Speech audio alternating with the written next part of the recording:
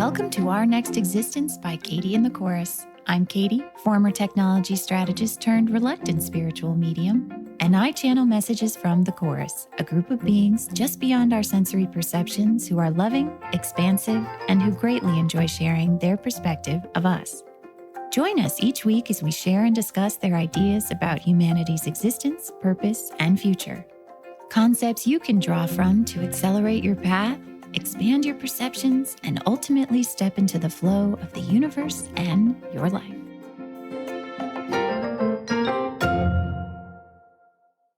I don't know what this episode is about. Because for the first time ever in the history of this podcast, I am recording the kickoff before I have recorded the rest of the episode. Usually I record the chorus and then I discuss it, go back and listen to the whole thing in its entirety and edit it, and then come back to the start and record the kickoff. And I think this works because I feel on some level that I reach an energetic place through the course of the episode, and I like sort of patching that into the start of the episode. I feel like sometimes it can help ease into their new perspective of what they're talking about. But this time I want to just do the whole thing end to end with you. I want to just see how it goes. Maybe this is part of something that's been going on for me lately, which is trusting more, taking more leaps. That the slightest inclination now feels more interesting to me. I'm more curious about things that I want to try. Whereas before, those things were very easy to dismiss. Like, oh, that's interesting. Anyways, back to what we usually do.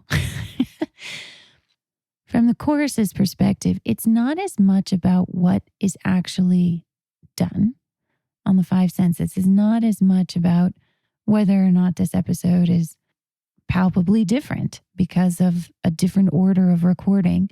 To them, it's actually simply about opening to those leaps. Trying even small things in a different way. It is a way of being present with ourselves. It is a way of being present in our inclinations and moving forward with them, even when we have no idea where they're going to lead. Could be no big deal.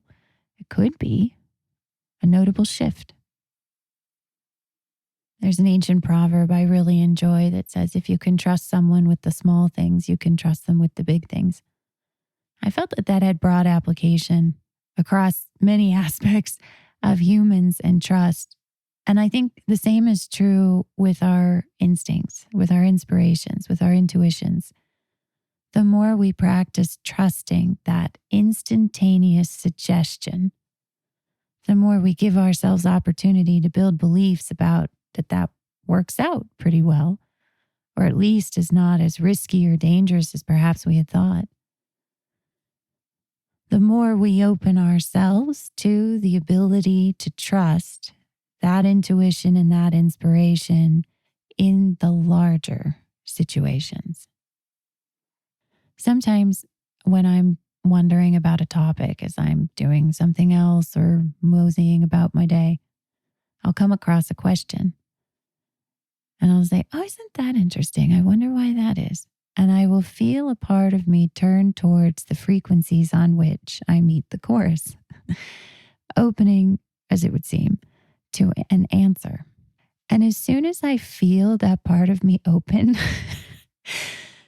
I react and almost say, whoop, nope, don't answer that right now.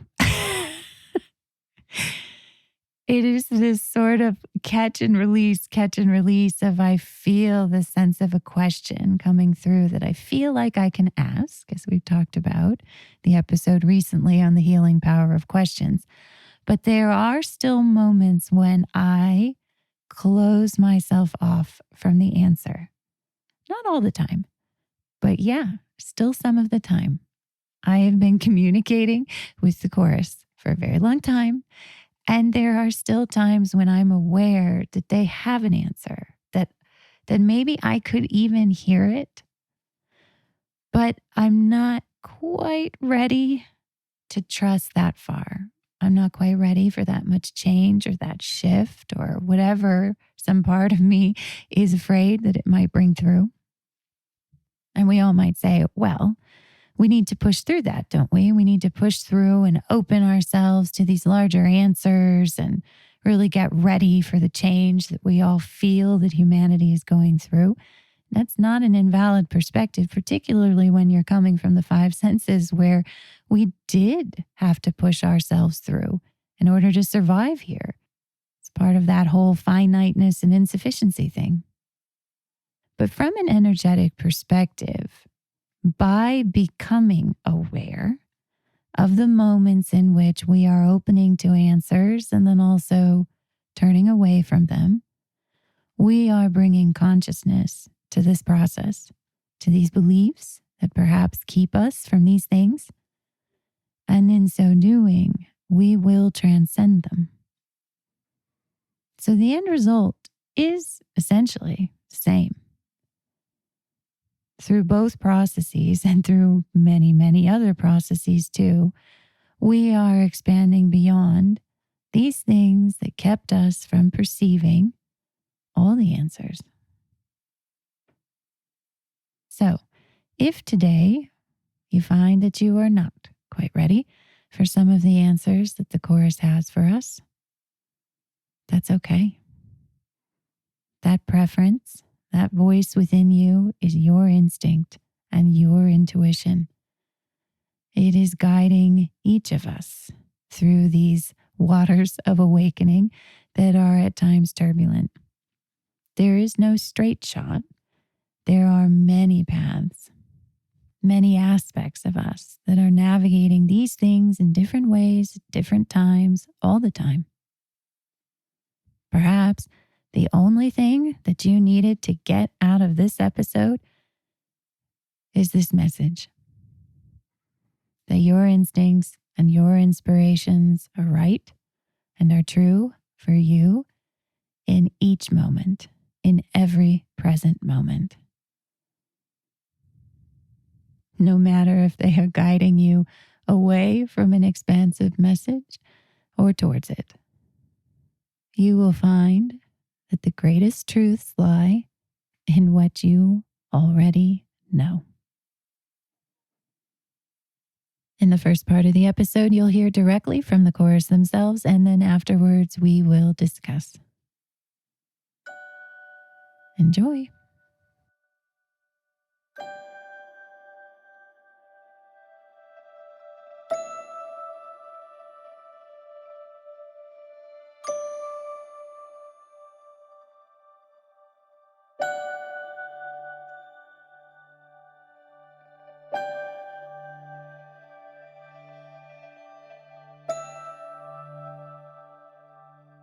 Oh, our dear, most beloved ones,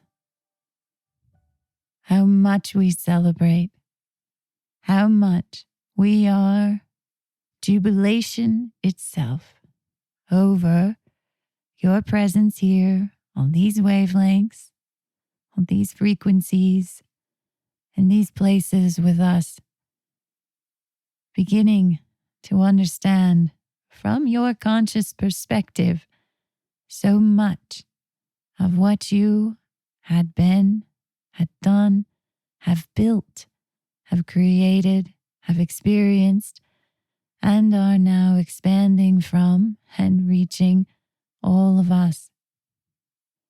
What a homecoming this is. We know that you are not yet experiencing, perhaps, the reflections of these things on your five senses frequencies, but there is a part of you that feels an immensity, an immense something, and perhaps many things that are to be revealed, that are to be finally understood, that are to be connected. And this is all true, dear ones, because you are already doing these things. The more you recognize in each present moment the power of your own perceptions, the more the universe will reflect to you across all wavelengths evidence of these things. It is not coming from somewhere out there. It is coming from within each of you. You are right in what you sense. It is immense. Not just the colossal constructs of the belief system complex that you created here for this experience, but it is also an immense amount of connection with all of us and many, many, many beings for which humanity does not yet even have words. And it is an immense amount of love and appreciation and potential. There are, right now, many societies that surround your earth. By our viewpoint, these societies are practically human, for many of them share with you in your beliefs about finiteness to varying degrees, insufficiency to varying degrees, and a plethora of other beliefs that you know well in your existences here, though the flavor and the varieties of them may seem quite distinct to you. These civilizations and societies have been aware of humankind for a very, very long time by way of the definition of your linear timeline. They have tried, in their ways, to connect with you all from this conscious perspective. But they found in those attempts an enigma for humanity as quickly as you were able to perceive some of your neighbors. You quickly forgot them.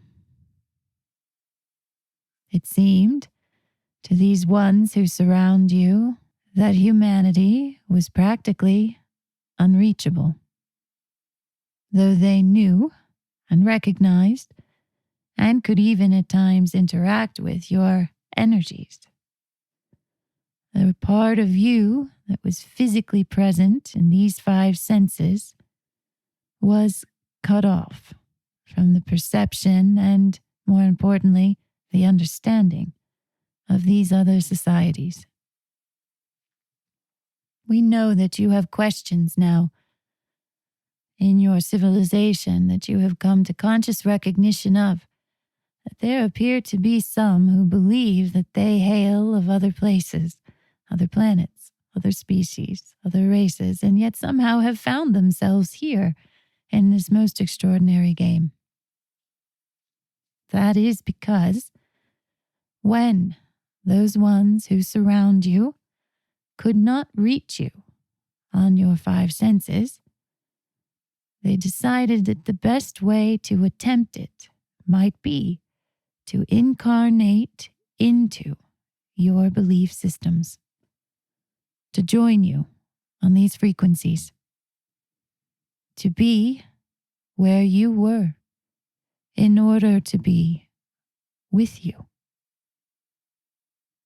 Though the motives for this choice may take different forms in the five senses world, that is, different beliefs, different explanations, fundamentally, all choices to incarnate into your reality were made out of love.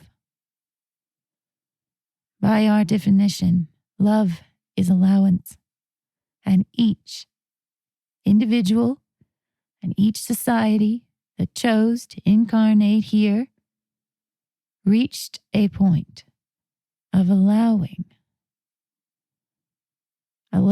that humanity was uniquely unreachable, allowing for the idea that there might be other possibilities, and allowing for the hope that perhaps some connection might be born of their ability to be here. Some of you who are listening to this message right now are of these neighbors, are of these civilizations that chose to send some of their membership into an incarnated experience in this reality. You are beginning to awaken from these beliefs in the same way that what you would classically define as humans are doing. As you will rise, as you transcend through these beliefs, it does not matter your origin point, you could say, prior to incarnating here. All who choose to awaken can do so.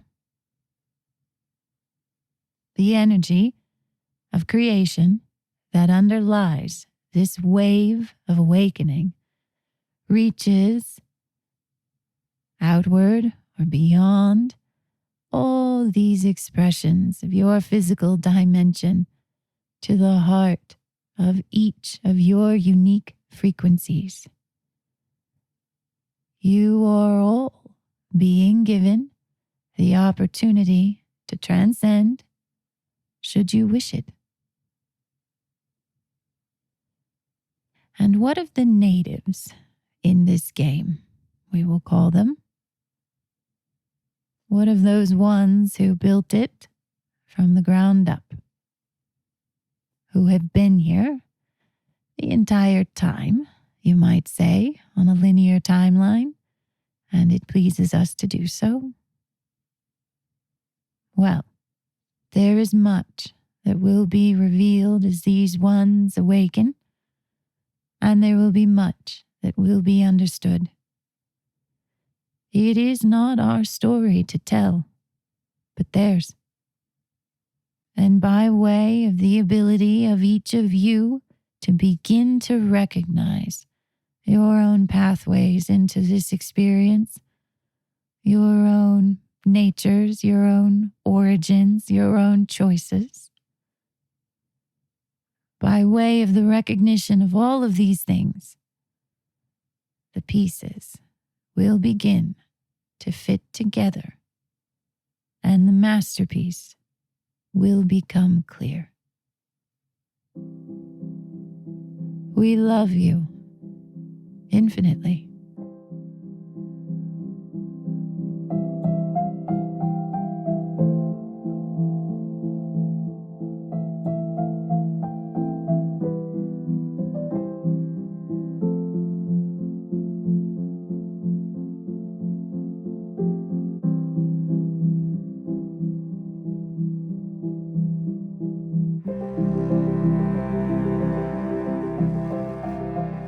Well, hell, here comes something I've never told a soul.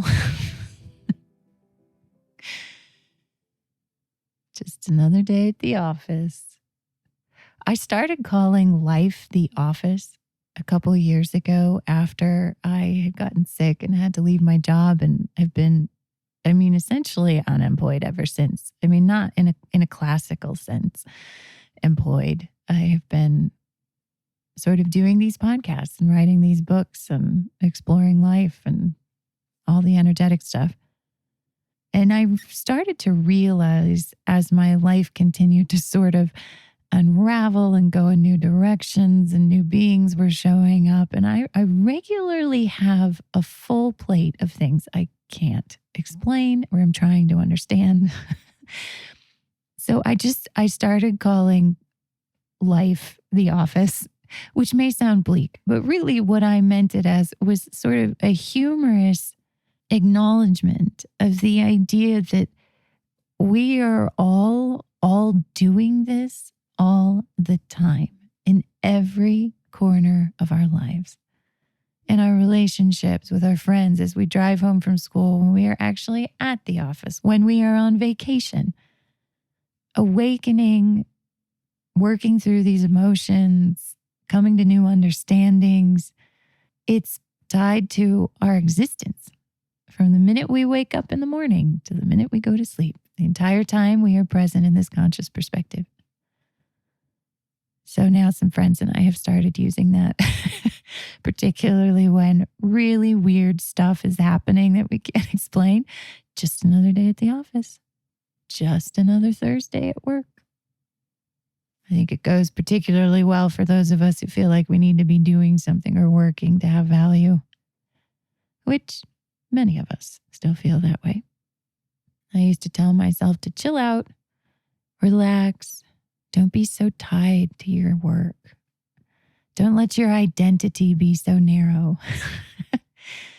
And all that made sense from a certain perspective until I started talking to the chorus about our identities here, as we've talked about in the episodes so far, and how closely they are tied to linear time and the actions that we take here in this reality.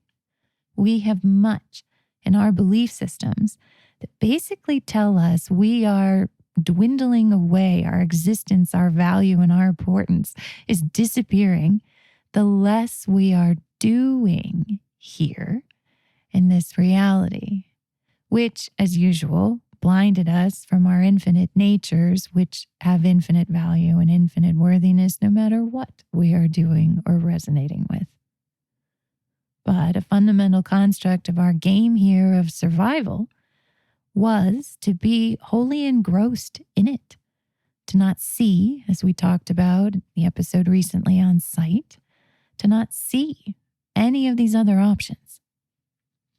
A problem sets down before us, and of the infinite solutions, of the infinite ways that we could access to solve said problem and have a really good time exploring creation by doing it, we narrowed our view to typically the most finite and insufficient solution that there was.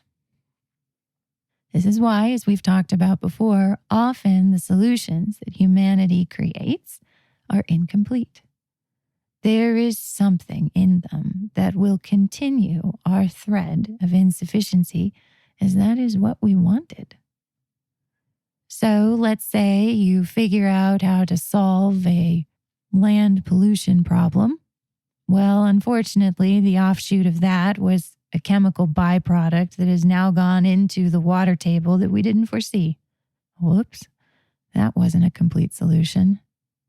And then we move on to solving that next problem, and we come across some great solutions. But then, inevitably, there will be some aspect of it that was incomplete. Perhaps it wouldn't be able to last for very long, and we'd have to keep rebuilding it or patching it.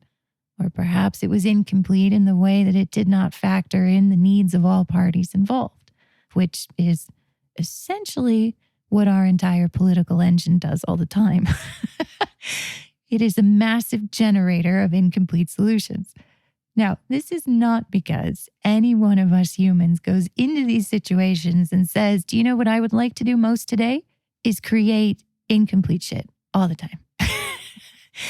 There are not many of us who say that. Instead, we go forward trying to perhaps advance our own interests, but advancing our own interests is looked at another way, trying to solve something from the perspective that we believe we can solve it for. We see this happen oftentimes with children as they're learning to do things. They will become so engrossed in what it is that they are trying to do. Let's say hammering a piece of a toy into a slot that they very, very much want to see go into that slot. And then not realizing that their hammering has then cracked the toy right open and it will no longer roll in the same way that it did before. Now, what's even more interesting is our ability to observe that. By way of all of our resonances with this idea of insufficiency, whether you're a child or a grown-up, we are all energizing its existence. That this is real, that this happens all the time, that we constantly are suffering under its weight, and in so doing, we energize all the concepts that contribute to this experience of insufficiency and its difficulty to escape it. Some of us by now, on the road of awakening, are recognizing our tendency to do this.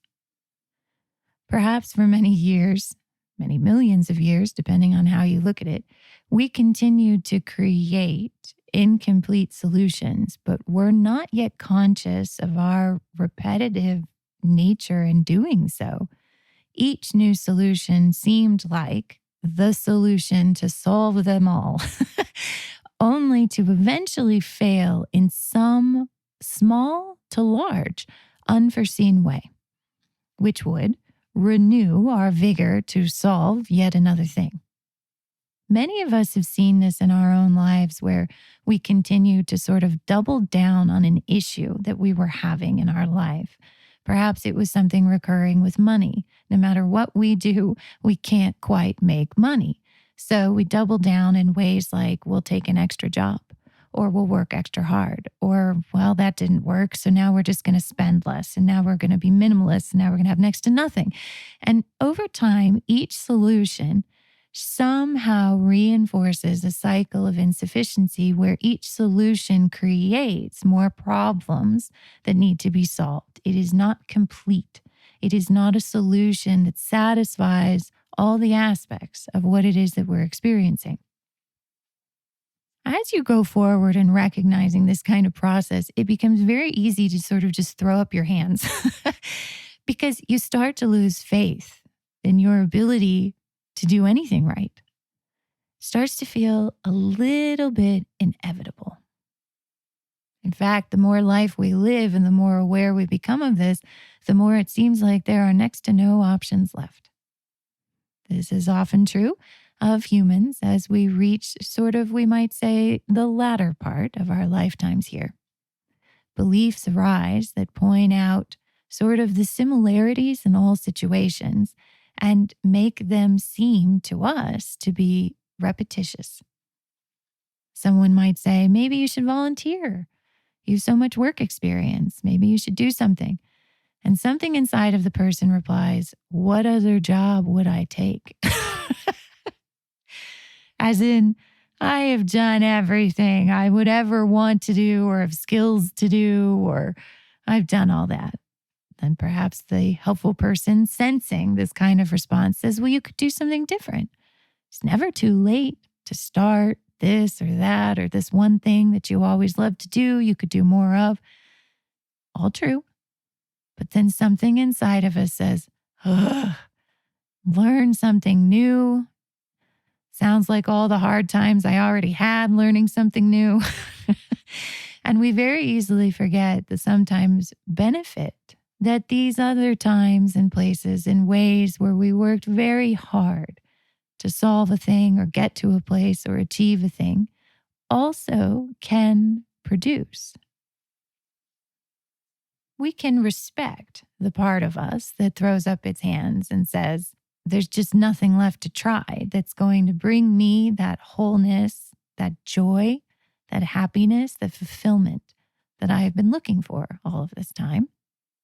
Because that is a very real and valid perspective that is pointing out to us all the manifestations that we've had in a lifetime that are reflective of that belief. But there is another perspective that the chorus and I have been talking about, which is that every present moment is actually new. Meaning, even if on paper something looks very similar to something we have done before, it is by definition of the innate expansion of the universe not the same. Energetically, the place that we are in today versus all the energetic places that we have ever been in on any point in our linear timeline are different. Therefore, anything that manifests will have to be different, even in a place like this where we built so much to deny ourselves the perception of that infinite, fabulous, ever-changing, ever-expanding, ever-answering energy of creation. Before awakening, where all we could perceive was the five senses, we did not detect this. And in truth, we could live very similar situations over and over and over again.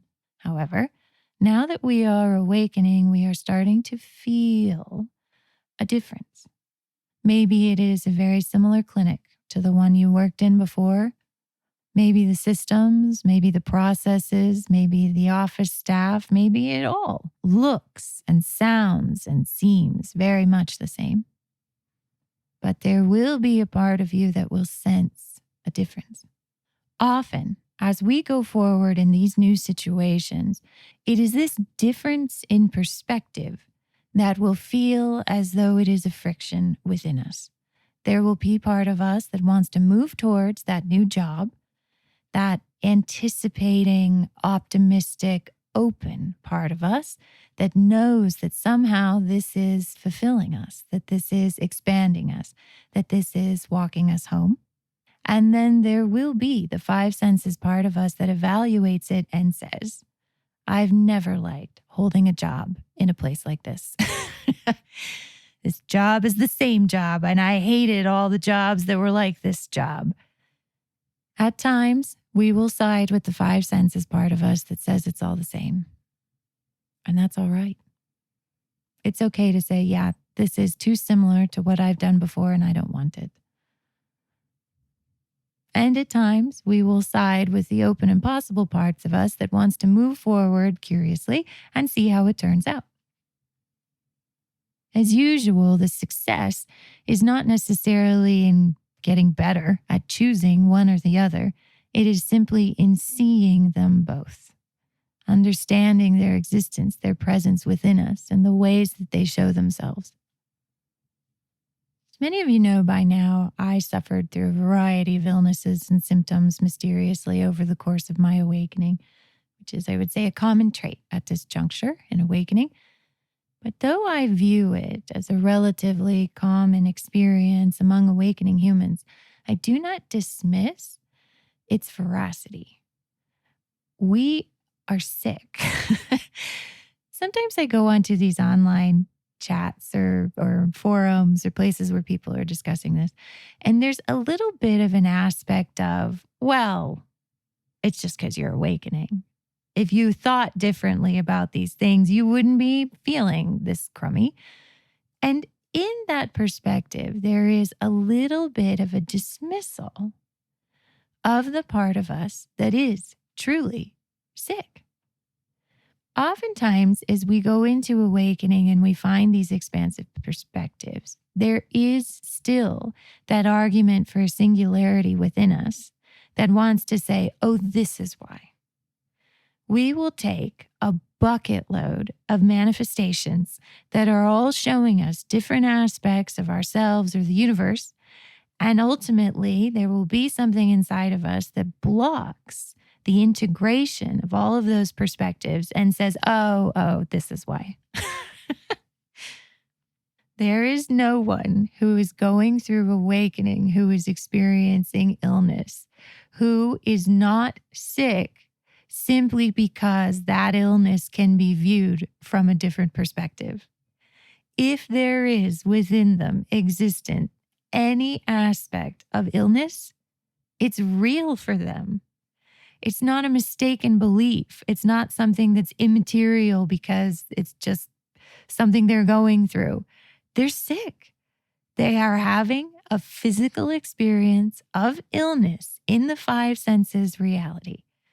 And the more that we do to honor this in all perspectives, the easier it will become for all of us to transcend disease.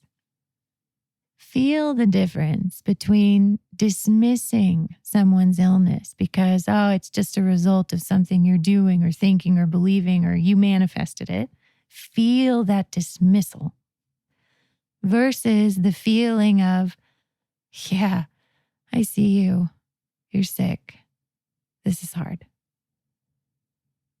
Awakening isn't an excuse for illness.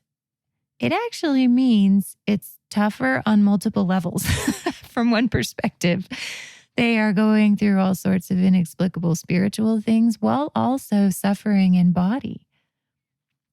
And can you feel the difference of someone validating your illness? Yeah, it's real. It's a real thing. These are real frequencies. This is a reality. that we created. There is nothing that we will expand into in our understanding that will unreal this reality. Instead, to be seen across all aspects of yourself is what is healing. That I won't dismiss any perception, any resonance that you are going through. Instead, I see, I witness, I validate all of it. So then, what do we do? Is the next question that a human will always ask. If you and I are sitting together on the couch and I am validating and seeing your illness, and we both take a deep breath of, okay, and we feel an ease of being that's a little bit more expanded than where we were in the minutes before. We're a little more present in what we are each experiencing. Then out of the corner of our belief systems, a very pertinent question will arise, which is, then what do we do about the illness? Now, fortunately or unfortunately, you and I both know that humans are prone to incomplete solutions. And you and I might make a long list of things that we have each tried or heard of in order to solve your symptoms. We might even come up with a list of new things that neither of us has never encountered. So how do you choose action in this context? What do? Well, I'm going to give you 3 options, and they are going to sound like they are exactly the same. But I'll give you a tip. Energetically, these are very different. First option would be to side with the grumbly part of yourself that says, all these things are all the same. It's everything I've done before. I don't want to do any of them. And so you can do nothing. The second option sides with the part of us that is optimistic, that is feeling like all of this is leading in the right direction, but somehow holds open a blank. You don't quite feel that inspired place to do any of these things yet, and you have followed it long enough to know that you don't want to take action unless you are in that aligned place. So something inside of you says, it's not here yet. Just keep waiting. Essentially, do nothing. And then there is that third place that we've been beginning to explore, which underlies both of these perspectives, which was our objective to experience finiteness and insufficiency, which knows and understands and appreciates that humans often create incomplete solutions, and that we are all awakening effervescently and easily, and that by our beliefs that we need to do something, we often energize the experience of more needing to be done. And so you say, well, the best way I can see how to approach that is to feel like I don't need to do anything. I'm going to feel like this illness is not an issue. I'm going to feel like it's not a problem. And I'm going to do nothing. I have given you 3 options that from the 5 senses perspective are essentially the same thing. Do nothing, do nothing, do nothing. And if you saw a whole group of humans in the middle of this choice of action, any of these 3 choices of action, they would probably look a lot alike.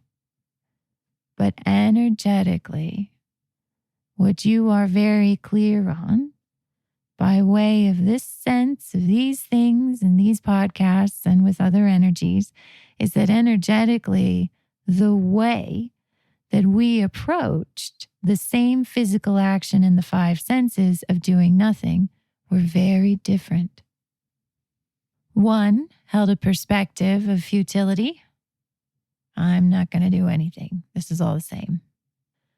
One held a perspective of possibility.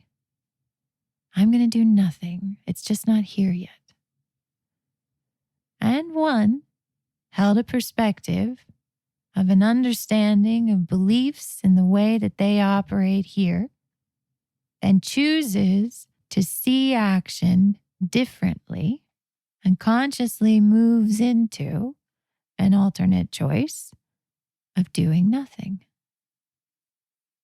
Now, I want you to feel the thing that rises up inside of us, which says, which one's the best one? How would I know? How would I compare these? How would I follow one of these with conviction? How would I be certain that it's getting me to the place that I want to go? And that's it. That is the objective of that entire experience. The opportunity to see in more and more clear ways the beliefs which caused us to reinvent and re-energize our finite perspectives of the universe. Do you know why the chorus is having a party all the time? Is because they know that all three of those options are equally amazing, are equally full of potential to bring us toward all the desires we have ever held, and that they're all just different flavors of experiencing creation. When the Course says we can't mess it up, this is what they mean. Our expansion has been assured because it's always been assured that since the first moments that we chose this experience and began to move into it, we were also at the same time always expanding through it. Any path and every path that we are inspired to take, whether by the grouchy part of us, the optimistic part of us, or the meta level philosophical part of us, all of those paths will lead to our awakening. They will do it in incredible ways, in mysterious ways, in funny ways, in weird ways, in surprising ways. And all of those experiences will continue to awaken us as well to the variety and majesty of infinite creation. And each one of those paths ultimately would lead each of us to a new ability to consciously recognize all these beliefs and everything we created. You could do nothing, or do nothing, or do nothing. But now you know, in each of those situations of doing nothing, you are doing something. And the magic is that you can do anything. And ultimately, expansion is yours. Cora said a lot today about some of our neighbors. Now, for some of us, this may not necessarily be a new topic, but the way that the chorus looks at it may be a new spin. By their view, from the bandstands outside of the physical dimension and this entire vast universe of existence and experience, they have watched as some of our compatriots in the game, by the chorus's definition of the game, have stumbled upon humanity and what we created here in our game by way of the definition of the game from our neighbors' perspectives. These neighbors were very excited to discover humanity. Energetically, we seem to be on a trajectory towards awakening and towards connection and towards meeting more and different races. And many of these neighbors are on these wavelengths as well, whether or not they are conscious of it. And so they got ready to welcome humanity into the arms of all these other beings and ways of existing in the universe. And then it didn't happen. And then it didn't happen. And then it didn't happen. The reunification of the parts of our consciousness that they anticipated between that of our perspective here in this reality, in this five senses Lollapalooza, and that of our energetic selves, our vaster, more energetically perspective selves, that reunification didn't happen. We were still divided. We were still unaware of much in the universe. And though they felt like they had rightly perceived our energy and felt like they must be right that humanity was on its way to this point, time and time again, we surprised them. When we were at the brink of reconnection, something would happen that would undo our progress, that would destroy, in many ways, all that we had built, and would plunge us again into a forgetting.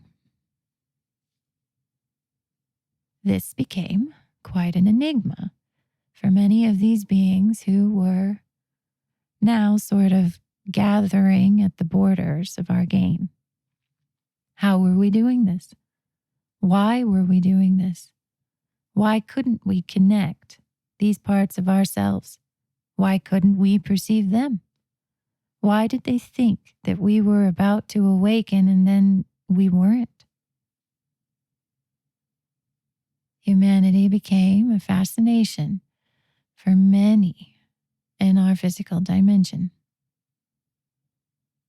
So, these neighbors decided that perhaps they needed to take a form of action.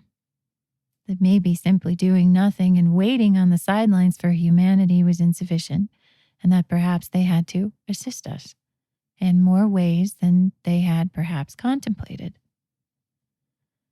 One of the ways that they believed that they could assist us was by way of incarnating here, joining us on these wavelengths where our conscious five senses perspective was sitting, to be with us on these frequencies, to be as five senses as a part of us was five senses, and to hopefully then remember where they had come from this conscious perspective, and therefore assist us in awakening to all the vaster energetic parts of creation. Well, if you've been listening to the episodes in the most recent weeks, then you know that we created quite an engine of limiting our perspective of the universe. This belief system complex is not just limiting, it's cyclical, it's reinforcing. We only allow ourselves to perceive manifestations that have been molded by beliefs of limitation. Therefore, we only experience very limited versions of what the full and complete energy was before it was filtered. And also, we build beliefs by way of these manifestations. In addition, as we've talked about recently, our ability to forget means that we keep a very narrow focus on a very small band of frequencies, which we would call recent time. So, between our inability to perceive much and our ability to forget much, the walls of our limitation, the walls of our perception are constantly reinforced and tightened. So, when these beings chose to incarnate here, there was an open question. Would their friends and family, who jumped into our game on our wavelengths, be able to remember where they had come from. If you're listening to this podcast from this conscious perspective, I bet you would wager good money on what happened. Do you think they were able to just show up here and easily and effortlessly remember all the vast energetic places in the universe that they had been before and all the family that awaited them outside of our game?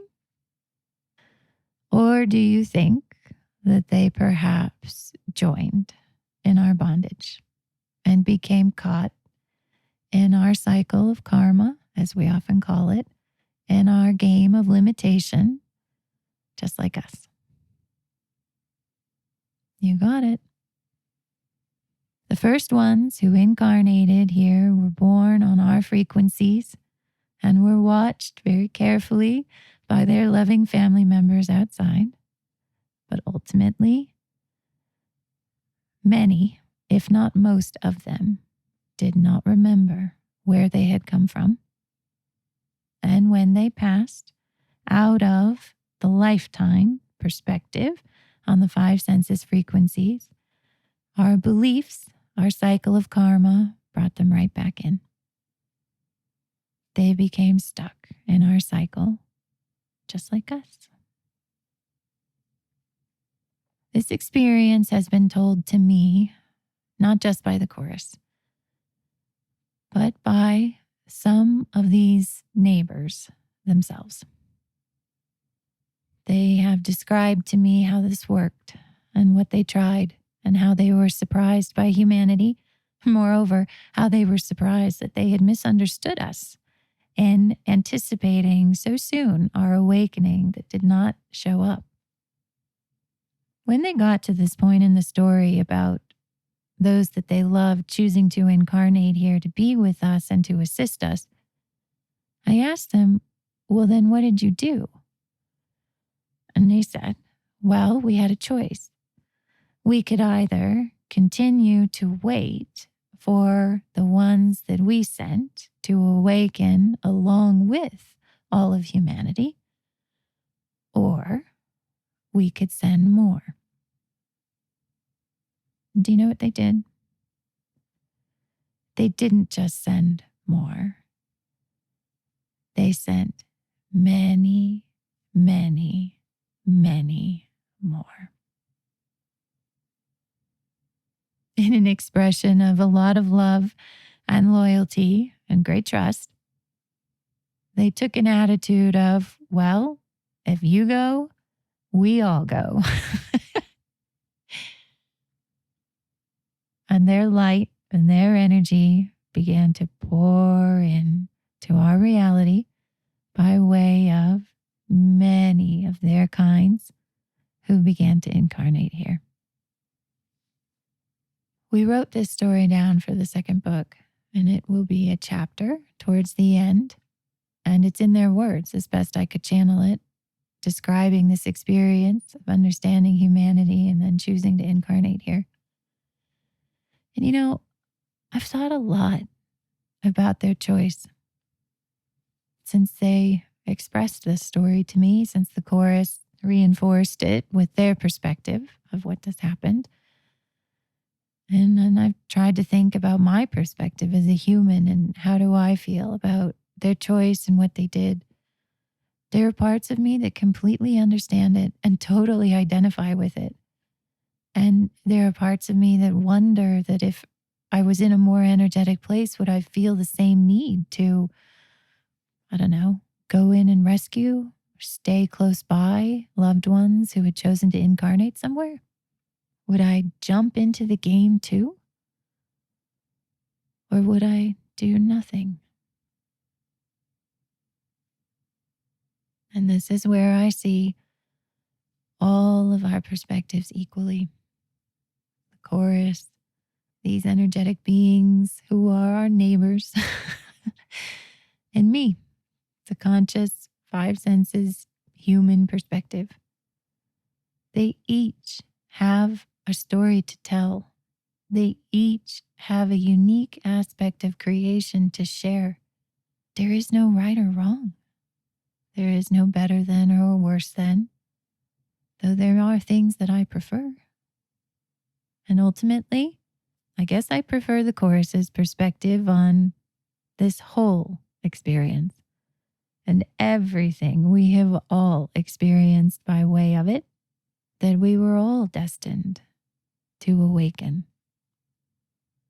From the moment we all took the first steps towards limitation, we have probably had some grand adventures trying to help each other out of this mess. To hold out our hands and pull someone up off the edge of the cliff, to awaken things, to open things, to shatter things, to fight for things. But ultimately, I believe we were never at risk of not awakening. The experience was not to see whether or not we could awaken. The objective of the experience was to grow in our understanding of creation by way of all the different beliefs that we could create and hold about awakening together. Ah, yes, I almost forgot. The one thing I've never told another soul. I am a native.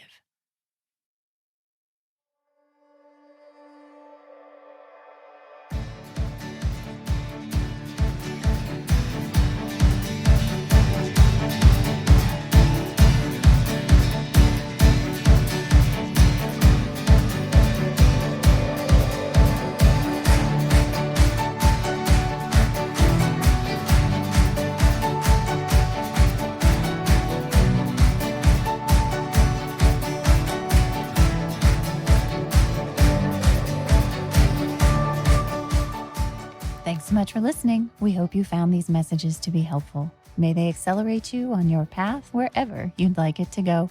For more information on the Chorus and I, our podcast, book, or how to get in touch with us, visit katieandthechorus.com. Thanks again. See you next time.